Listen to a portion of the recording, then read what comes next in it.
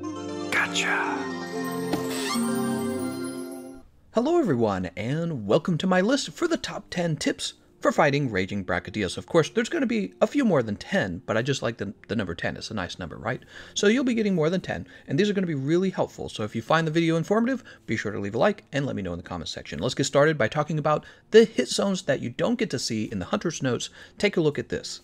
Okay, let me go ahead and break down this hit zone value table. There's a lot of numbers here, so it can get kind of jumbled and kind of hard to understand what's going on. I think we'll go by body part, basically. You've got horn and head. They're basically the same area. Let's count them as roughly the same area. Notice the hit zone values are really good on the horn and really good on the head. 60, 65, and 45 is actually pretty high. Notice also, when the slime on the horn turns red, you get really good hit zone values for sever and blunt, but it becomes really bad for shot type damage. Shot type damage, that's like spread, pierce, normal, right? Doesn't include, by the way, sticky ammo. Sticky ammo ignores hit zone values. So yeah, the hit zone value is good when there's not red slime, and then bad when there is red slime for shot type damage. Everything else is like just really good. And I think I understand the point of that. So let's say you're like using a greatsword and you're attacking him on the horn. Basically what Capcom is saying is they want you to attack the horn when it's the slime on it's turning red, because they want you to get that extra damage in, but then they want you to have to deal with the slime when it falls off and blows up on you, right? Underneath that, we can see that the neck and the body really don't take that much damage from anything, so I recommend avoiding the neck and avoiding the body. Then we have the forearms. The forearms are taking fair damage. 55, 50, 45, right? Sever, blunt, shot. That means that Sever is doing the most damage to forearms of the three types. Also, it means that shot damage is doing good damage against the forearms. So, you know, whenever you're using shot damage, it's always tricky because a lot of monsters are very resistant to shot type. You usually have one area you can target. But so far, you can target the head, you can target the horn, you can target the forearms. Doesn't matter. They're all good hit zones for shot until the red slime kicks in. Check it out. Forearms, red slime again. The hit zone values explode. They become really good for sever and blunt, but once again, they drop to 10 for shot damage. So you got to get that red slime to fall off. Then we've got the hind legs. The hind legs are just overall a bad hit zone value. However, this was going to be another tip further down the list, and maybe I'll still mention it. He trips easy. He trips very easy. I was doing a gun lance counter build, and he was tripping so fast. It was like he'd fall over. I'd shoot him in the leg, and the moment he stood up, he'd just fall over again. So even though the hit zone values in the leg aren't that good, you still want to be attacking the leg to get those trips, especially if you feel like you can't access the tail or you can't access the horn or the arms. This might be like for the sword and shield or the dual blades, you know, they don't have a lot of reach. And then the tail. So the tail is also a good hit zone for the shot damage, once again. But what's interesting here, the tail is actually the best hit zone for shot damage at 55. So it goes tail and then head for shot damage. This is interesting. It means that pierce ammo is very, very effective against this monster, because literally you can shoot him anywhere, and as long as you're hitting him in one of those areas, horn, head, arms, or tail, you're getting terrific damage. And then once again, we find this issue where red slime gets on the tail tip, and the hit zone value is terrible again for shot damage. But that's okay, because you can just shoot him in the base of the tail and still get good hit zone values. So what did we learn from the chart? He's got pretty generous hit zone values for raw damage, and for shot damage, you should probably be using pierce. You could use spread to optimize for damage. Whatever the case, you will want to start by targeting the tail first, but you can target him anywhere. Next, we'll take a look at the elemental damage types for fighting Raging Brachydios. You'll notice right away two stand out. Water and ice elements are doing the most damage. However, here's the interesting part. Ice is doing slightly more damage than water, right? Until the red slime kicks in, and then your hit zone values just drop to nothing. Whereas water is the other way around. When the red slime is active, water does tons of damage, but when it's not active, water really doesn't do that much damage. In fact, when we're doing comparisons, you will still want to use ice, because ice has these situations with like the tail and with the body and with the head where the hit zone values are just overall, they're just good. Whereas with water, they're really not. They fall to like 5 and 10. You're not dealing very much damage with water, except for when you have red slime on the monster. I've heard rumors that water can get rid of the slime. Was it the developers themselves said that? I can't remember. I think the developers themselves said that one. So I think the water can actually wash the slime off of him, something like that. Also, I don't know if the ice contributes to building up red slime faster or anything like that. That will have to be stuff that we learn later. In the meantime, what I'm recommending in terms of an element is ice damage. So if you're using dual blades or the bow, you'll probably be using ice. I do want to leave a final comment on ailments. So I was looking them over, and really one stood out more than others, the sleep ailment. You know, I've been playing Monster Hunter World for a while now, and there are not a lot of endgame monsters who are pretty susceptible to sleep. Raging Brachydios is actually pretty susceptible to sleep, kind of surprisingly susceptible. Most endgame monsters, they'll show like a 1-star rating of weakness against sleep. It's very rare to get 2-star. When we look at the initial tolerance of 150, that's actually pretty low. And then the other thing that's interesting is the tolerance increase is only 100, and then the max tolerance only goes up to 550. So strangely enough, if everyone traded out to sleep weapons in the last stage, I think you could keep him asleep like 2, 3, maybe 4 times before the fight is over. Not that I consider the last stage difficult, but we'll get to that soon. Tip number 2 is kind of a more obvious one, but this is one that I think players need to hear, especially newer players. You know, he's accessible at, what was it, Master Rank 24? Which is really quite a low Master Rank level, so there will be new players who don't know this. You need to flinch shot him into a wall twice in a row. Some people call it the wall splat.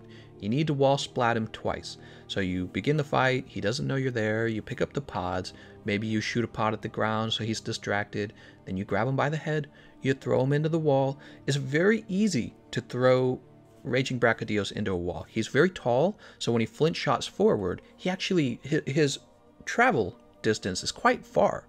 So you can shoot him into a wall even from far away. So you should have no trouble wall splatting this guy. And it's so important to get the double wall splat, because when he wall splats, he's knocked over and everyone can access the head. Sever and Blunt, remember, they get the best damage on the head and the horn.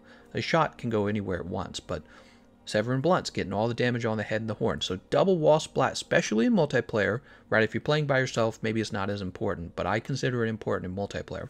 How do you double wall splat? You got to have enough pods. You can have one level of slinger capacity, and that will give you enough leftover pods to get a double wall splat. Or you can run to the side and you can grab, just grab some stone. You don't need any particular kind of pod. Just grab some more pods. Grab him by the head the moment he's done standing up, throw him into the wall again. Very important tip, especially for new players. Tip number 3 is one I slightly mentioned when we were talking about hit zone values, and that's Raging Brachydios trips very easily. So what I recommend is that you keep his legs softened, right? You need to go get the clutch claw and you need to soften up the legs. And then when he's running around, he's very high up off the ground. You can't reach the tail easily. You can kind of reach the forearms. You can't reach the head very easily. So if you're having trouble, you're playing multiplayer, you can't get the arms, you can't get the head, he's too fast, just attack his legs and go for the knockdown. When he gets knocked down, everyone can gather around him and attack him in the face or the arms. The nice thing about the legs is that even though they don't have the best hit zones, he does get tripped, and you don't have to deal with the falling slime. So it's a very consistent way to hurt him. Also, you don't have to deal with issues of him being too high off the ground. Some weapons really do deal with that. It's one of the reasons why I'm not the biggest fan of the sword and shield. It's just because it doesn't have the same vertical range as like the greatsword, for example, right? So go for the legs, keep them softened, and get those trips. Tip number 4 is to break his arms and his horn. That's because in the last stage, when Raging Brachydios has broken arms and a broken horn, those areas actually take self-inflicted damage. That's right, he's got kind of like his supernova in the last stage where he roars, everything blows up. When this happens, if you've got broken parts on him, each of those broken parts is going to take damage. So if you can focus the head and the arms, if you can actually reach them safely, go ahead and break those so that he's more susceptible to self-inflicted damage in the last stage. Tip number 5 is an easy one that most of you have probably already thought of, and that is to bring Blast Resist 3 so that you don't have to deal with Blast Blight. Now let me say this, some weapons that can sheath very quickly, they don't really worry as much about Blast Blight. Just avoid the puddles and then eat a Nullberry, right? Put your weapon away, eat a Nullberry. Healers, by the way, can bring Nullberries to get rid of it's not Blast Blight, I'm sorry, it's Blast Scourge. So healers can get rid of it for their team. Yeah, not every weapon will bring blast resistance. For example, let's say you're playing a Pierce heavy bowgun. Yes, it does have a long sheath time, but you're so far away from him, you rarely really find yourself stuck in the blast. It's sort of like just fighting a regular Brachydios. Bring it for weapons that you know have a very high chance of getting the Blast Scourge. Now, some other tricks for avoiding the Blast Scourge: Fire Resistance Mantle will actually, for some reason, allow you to totally ignore it. So Fire Resistance Mantle is a very easy one. Another one is, if you're having trouble fitting it into your build, maybe you can fit it into the Glider Mantle. So those are some tips for avoiding his Blast Scourge, which is pretty deadly. Tip number 6, I wanted to talk about one of the moves that gets me more than any of the other moves, is his horn attack. He basically buries his horn into the ground, and then a line of slime will come out and blow up on you. So this move, the tip here is just to remember to keep moving, and to remember he uses it 3 times in a row. It feels like he's done with it after the first row or the first line of slime comes out and explodes, but it's actually a very long, focused attack where he picks one player and uses the horn attack 3 times on that player, adjusting his aim each time. So after you avoid the first line, don't give up. You've got 2 more rows of that to get away from. Tip number 7 is not to forget that you can easily mount Raging Brachydios about 2 times is what I've found. So I used to say that he's hard to mount. He is kind of hard to mount in my opinion, but you can get roughly 2 mounts per run, and especially in the last stage, there's a nice hill that you can go sliding down, and this will contribute to your mount damage. Just be sure you're being efficient about it. If you have a weapon that's not good for sliding, like for example, the hammer is extremely good. If you have a hammer player on your team, keep him on the hill in the last stage. Did I say stage 3 earlier? Keep him in the last stage on the hill so that the hammer player can take advantage of the mid-air spinning bludgeon over and over again. You can even put together a mounting build with the hammer that looks something like this, and then just go for 2 mounts in the last stage if nobody has mounted him yet. The nice thing about mounting Raging Brachydios is that once he's mounted, he stops using his regular attacks. That's true for any monster. When you mount them, they kind of go into easy mode, but he's not a flying type of monster, and he doesn't move around the map as quickly as Furious Raging does. So once you've mounted Raging Brachydios, just kind of hold on, let your teammates punish him. When the finishing move comes around, you can even delay the finishing move so that they get lots and lots of punishing before he falls over. Sometimes he will fall over early, but that's a good thing. He fell over because your teammates dealt lots of damage before the mount was over. Tip number 8 is to remember to use traps in the earlier stages of the fight. You can't use them in the last stage, obviously, but you should be using them beforehand in order to keep him still and to give everyone a chance to attack him in the face. Remember the horn and the head, the horn and the head. They take a lot of damage. So you should be using definitely the pitfall trap, and you can bring the ingredients you need to craft more pitfall traps, but you should also be using the shock trap too to keep him in place. I would say trap him at least 4 times, 2 pitfalls, 2 shock traps. The thing is, when you try to trap a monster repeatedly, they become resistant to the trap, so there's no point in trapping him too many times in a row.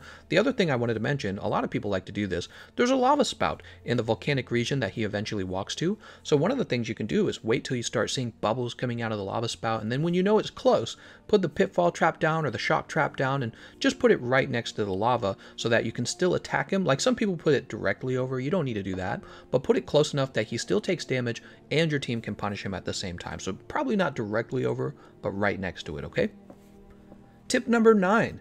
As Raging Brachydios is heading to the last stage of the fight where he's going to seal off the exit and the entrance, one of the things you need to do if you want to get a little extra damage on him is to grab onto him before he does his whole special ground pound that creates the barriers. You can actually grab onto him early and then move over to his head and chill out on his head for a little while, and then you can also get a softening on his head, and this will basically allow you to get a little more damage on him while he's in that ground pound rather than just being on the floor and being tremored. And that move, if you're close enough to it, it even does a little bit of damage to you, so you have to be careful with that. I noticed also Rocksteady is an excellent way to punish that move too. You can put Rocksteady on, it ignores all the tremors, and you can just get right up to him and start punishing him right away. If you're still watching this video, I'm glad you made it to tip number 10. I really wanted to talk about this issue. I consider the last stage of the fight the easiest part of the fight, right? So we're at the end now. This is where he's walled off the exit. You can't leave, you can't farcast out. And the reason why the last stage is so easy is because he no longer uses blast the same way. All of his moves that used to leave a pool behind that would blast scourge you and then blow you up, they don't do that anymore. They just DOT damage you. They're like AoE DOTs, area of effect, damage over time. So that's what they are, and you could just not walk on them. Ta-da! So his moves that actually used to be a lot more deadly are confined to just being regular melee attacks, and this makes him much easier to fight in my opinion. It's more like the glowing ground scares you. This is what really happens. The glowing ground scares you very badly, but really all you need to do is kind of lead him around, maybe in a circle, and try to stay out of the mess as much as you can, because it does eventually lead to his supernova, which we will talk about. So tip number 11 is going to be a critical tip for staying alive in the last stage, and this is why I think that the last stage is quite easy actually. Not only does he damage himself if you already broke his horn and his arms, But if you were to just bring earplugs, which are quite easy to build in Master Rank these days, it's very easy to build earplugs. If you just brought earplugs 5, when he roars, you will not be stunned by his roar, and this is what activates his Nova. He has a very powerful roar that activates the Nova, but you just ignore it with earplugs, and then you know that the explosion is coming, and you can do whatever is best for you to do. You can try to sheath and dive evade, you can simply walk out of the puddles or roll out of the puddles, or maybe you have something else that you can do like guard. Tip number 12 is an easy one, but I figure it's just worth mentioning anyways. In the last stage, I feel that it's very easy for players to be sort of like hypnotized and flustered by all of the visual things going on, right? Like the big glowing ground, and he just seems scarier, but you know what? He is actually wall splattable in the last stage. That's right. You can grab onto him, point him toward a wall, and throw him into a wall to wall splat him. Remember what I said earlier about double wall splat? So when he's no longer enraged in the last stage, you need to grab onto him with the pods, throw him into the wall. The moment he stands up, grab onto his head again and just throw him into the wall again. You will be surprised how quickly the last stage is over if you take advantage of mounting him off of that hill, maybe with a hammer or some other similar weapon, as well as double wall splatting him. I mean, it's just not a hard fight at that point. And remember, no explosive damage anymore. He's just got the DOTs. Well, I've been hit by a Blast Scourge move before in that last stage. I wasn't sure what it was, but it seems to be fairly rare. And then again, earplugs, earplugs, earplugs, earplugs. He can't get you with the Nova, and wow, suddenly your whole team is no longer wiping because earplugs is easy to build, and he just can't hit you with the explosion if he can't stun you with the roar first. Tip number 13 is going to be about surviving all of the DOT damage that you will take in the last stage. First of all, I wanted to mention that Heat Guard does not work. Also, Divine Blessing does not work. Sometimes Divine Blessing works against stuff like, I don't know, Ancient Lesh's chip damage, Valhazak chip damage, but it does not work against the chip damage or the DOT damage you will take from the ground in this case.